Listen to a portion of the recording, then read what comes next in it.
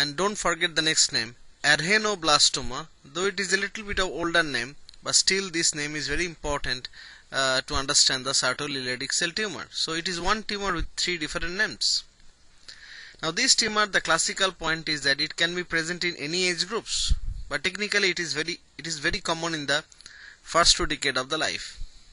Now remember, since it is a androgen secreting tumor, clinically patient has a feature of the patient is becoming a male kind of patient. So is a female patient who will develop a male sexual characteristics, masculinizing features. So which means the patient has patient would be short, because in case the tumor is present from the beginning of the life, for example, you see the tumor is there at the age of 5 or 6 years. So this case patient has less amount of estrogen, more amount of androgen.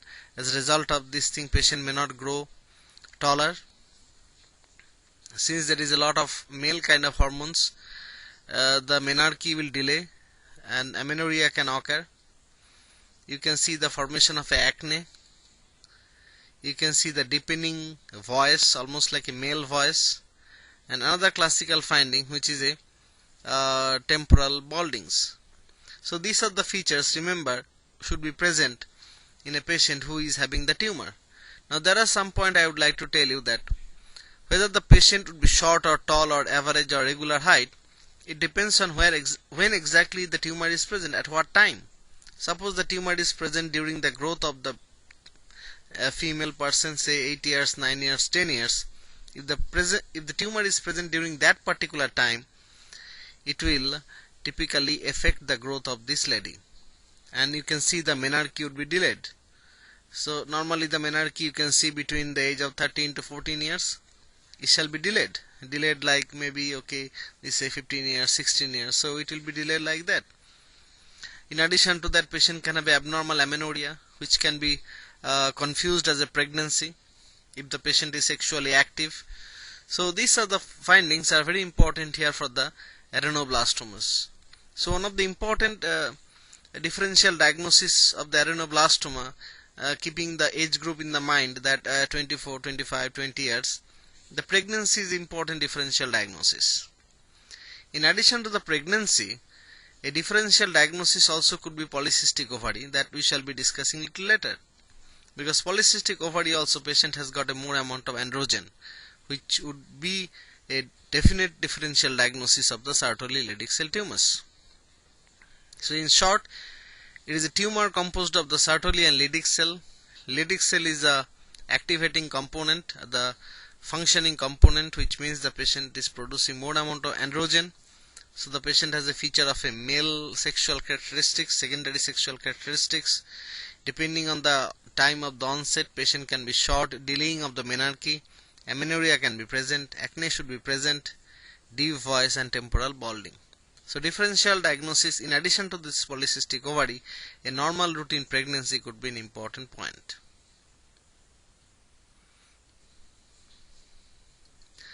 Here we see that metastatic tumors again. This particular tumor, I already discussed with you that it is basically Krukenberg tumors.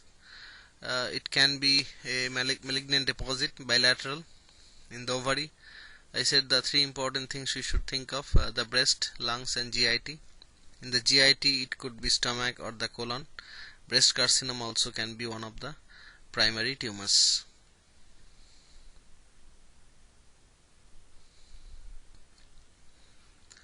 So this is once again the same issue, that primary tumors, the route of metastasis usually the seeding through the body cavity. Histologically, if it is from the gastric adenocarcinoma or the colon, it might contain a signatoring cells. We know these things. Now we shall be discussing a very important issue here, which is the placental disorder. So before we discuss that particular placental disorder, I want you to see how the normal placenta look like. Here is the picture. You can see a man holding a placenta just after delivery.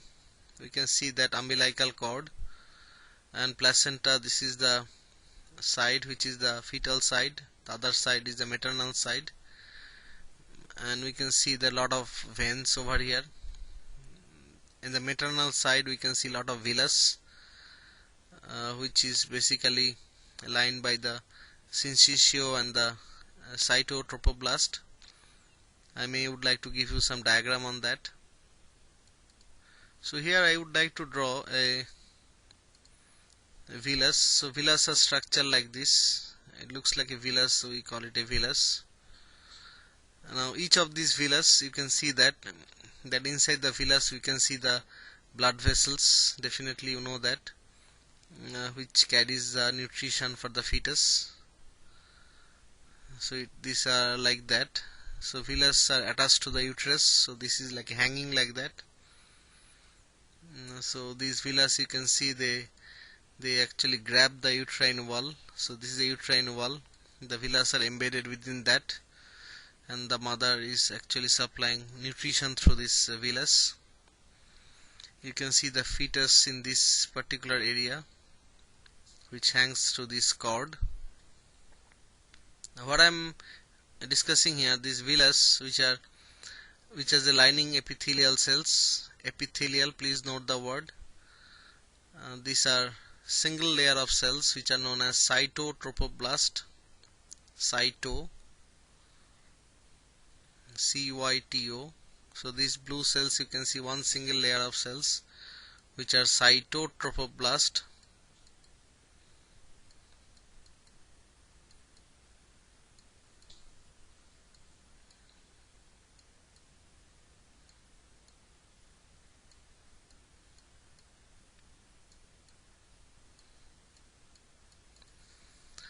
And in addition to that, you can see some other cells, syncytiotropoblast, which are basically in a clusters, syncytial clusters. So this is the basically a basic overview of the placenta, how it look like.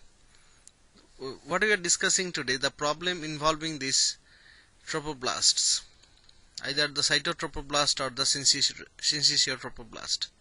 We are discussing a scenario today when these tropoblasts are abnormal. So this is the placental disorders. Okay, so there are two diseases we are going to discuss, which are basically the problem of these tropoblastic tissues. One is known as hydatidiform mole, which is also known as gestational tropoblastic disorder. It is understandable that gestational means it is associated with the pregnancy. And the next one is once again a gestational choriocarcinoma, which is associated with a pregnancy as well. So I want to remind you a point here.